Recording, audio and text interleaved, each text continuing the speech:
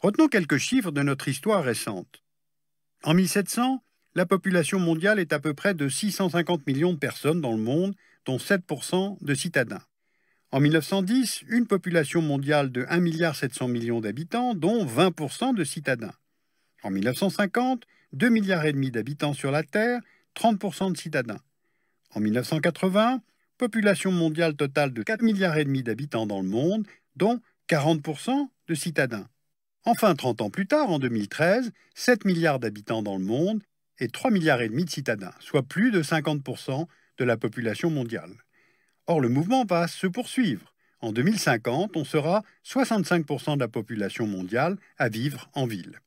Sauf que cette progression n'est pas générale. Sur 100 ans, entre 1950 et 2050, regardez où s'opèrent les grandes croissances urbaines dans le monde. Bien, maintenant recommençons. On voit bien que cette progression, surtout depuis une vingtaine d'années, concerne particulièrement les pays émergents. Ce ne sont plus les villes du Nord qui grossissent, mais les villes du Sud. Maintenant, troisième élément à retenir, la multiplication des villes géantes de plus de 10 millions d'habitants. En 1950, il y en avait 2, New York et Tokyo. En 2011, il y en avait 23, dont 5 seulement au nord. En 2025, il y en aura 37, et la très grande majorité d'entre elles sera au sud.